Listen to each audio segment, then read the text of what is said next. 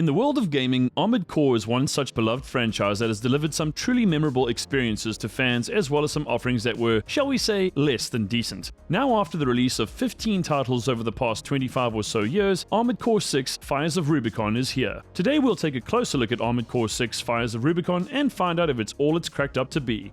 Given that it's been a decade since the last Armored Core game, it's safe to assume that Armored Core 6 is From Software's latest attempt to revamp or reboot the franchise. So in terms of its story, Armored Core 6 takes place on an entirely new world known as Rubicon 3. As it so happens, a revolutionary new substance dubbed coral was discovered on this planet, and because of its incredible chemical properties, it's able to function as both a source of energy and a data conduit. Obviously, coral was supposed to be the key to humanity's advancement, but due to some catastrophic event known as the Fires of Ibis, Rubicon 3, as well as the surrounding star system, were basically scorched by a sea of flames which also happened to leave an extremely lethal contaminant in its wake. At this point, it seemed like humanity's dreams of achieving a technological utopia were dashed, since it was assumed that all the coral had been annihilated in the disaster. But just 50 years after the Fires of Ibis, it became apparent that there is indeed still coral on Rubicon 3 after all. And being the opportunistic, power-hungry psychos humans are, corporations and all manner of unscrupulous organizations gathered en masse to travel to and assert themselves on the planet in the hopes that they would find a way to control and exploit the coral supply.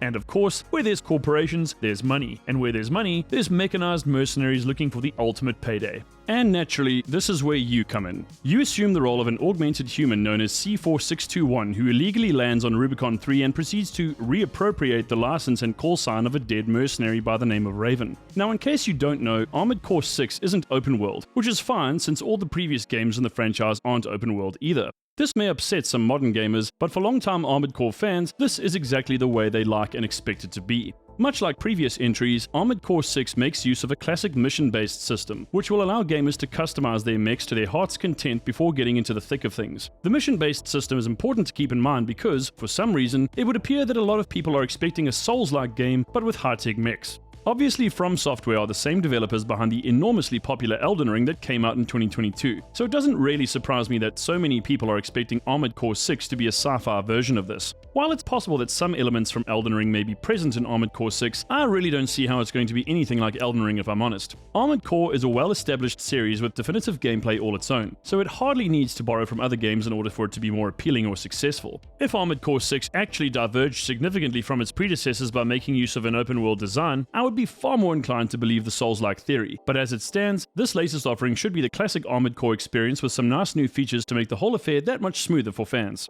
Armored Core 6 features third-person combat and promises fans fast-paced omnidirectional battles, so you can expect to launch yourself into the air, dodge incoming attacks, and rush towards enemies in huge levels that effectively serve as massive arenas. From the gameplay I've seen, most battles are highly kinetic owing to the liberal use of thrusters and retro boosters. Some mechs are lightning fast and lightweight while others are much bulkier and tank-like, but this is almost certainly as a result of Armored Core 6's extensive customization options, which promises to be a highlight of the game. Admittedly, the whole customizability thing seems to be turning into a staple in modern games, but even though it's becoming more and more common, I don't bemoan it at all. And besides that, building and customizing mechs isn't actually a new feature in Armored Core. If anything, it's always played an integral role in the experience, so it stands to reason that Armored Core 6 uses this mechanic once again, but simply expands and improves upon it.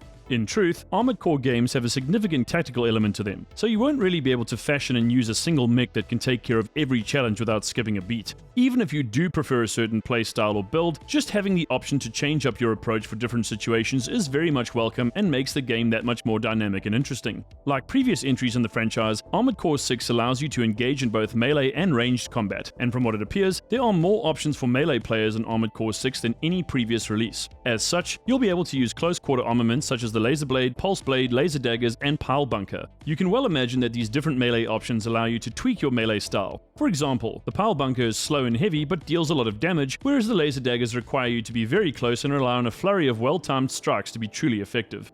And don't worry, mech fans, as always, there's a tremendous amount of different ranged weapons to choose from. Machine guns, pulse guns, bazookas, shotguns, Gatling guns, all kinds of missile launchers. You name it, Armored Core 6 has it. They really aren't kidding about the customization thing, people. Practically every single part of your mech can be changed. From arms and legs to your mech's core and head, you should be able to build a fighting machine that is well and truly all your own. According to a recent post on Reddit, Armored Core 6 features more than 300 different mech parts, as well as the ability to create your own custom emblem and recolor every little part of your mech down to the finest detail. Now, as any long-time fan will tell you, none of this is really new, but as one fan points out, the customizability is more robust and refined in Armored Core 6 than it's ever been.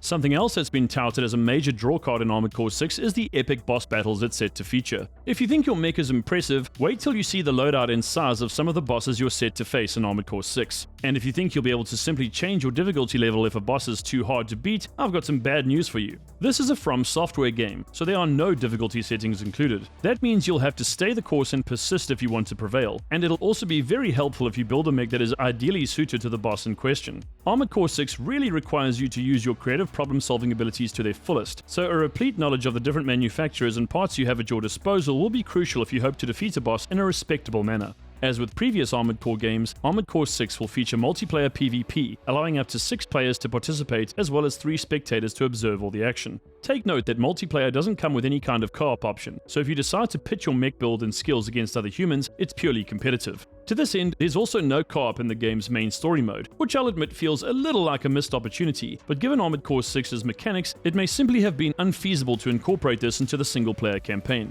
At present, there's not much to go on beyond what I've just shared with you regarding the multiplayer, but with the game's release just around the corner, you'll find out everything soon enough. A seemingly new addition to combat in Armored Core 6 is the impact meter. So how exactly does this work? Well, certain enemies, ostensibly larger, deadlier ones, will have a yellow bar alongside their HP. This is their impact meter. Once an enemy's impact meter is completely depleted, it means they'll become vulnerable to unblockable attacks. In other words, your opponent will enter into a staggered state in which they'll remain motionless for a few seconds. If you're quick about it, you can finish them off and save yourself a lot of pain and suffering in the process. If you don't exploit this golden opportunity, the staggered enemy's impact meter will be fully restored, so you'll have to wear them down once again if you want to get another chance to take them out. This is a mechanic that features in games such as Final Fantasy XVI and Sekiro, but in any case, it's a nice addition to Armored Core 6 that brings an additional dynamic to the game's combat. If this is actually something that's featured in previous Armored Core games, please let me know in the comments. And if you're worried about Armored Core 6's requirements, according to an article by Isaiah Colbert of Kotaku, they're less demanding than Elden Ring.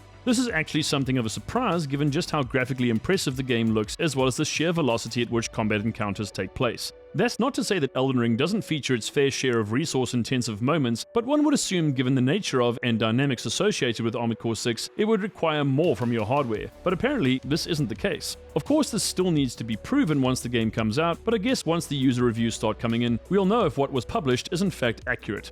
Overall, Armored Core 6 looks really amazing and something that should please both old and new fans alike. If From Software have played their cards right, then Armored Core 6 could be the best game in the Mech franchise yet. Armored Core 6 is out on August 25th, 2023 and will be available on PlayStation, Xbox, and PC. So that's it for today, friends. What are your thoughts on Armored Core 6? Will this be the best entry in the franchise so far? Or is there some glaring problem I've failed to mention here? Please let me know in the comments. Be sure to hit that like button and subscribe to the channel for daily gaming, VR, and tech content. From me and the crew here at Metasquad, thanks for watching, and I'll see you in the next video. Later!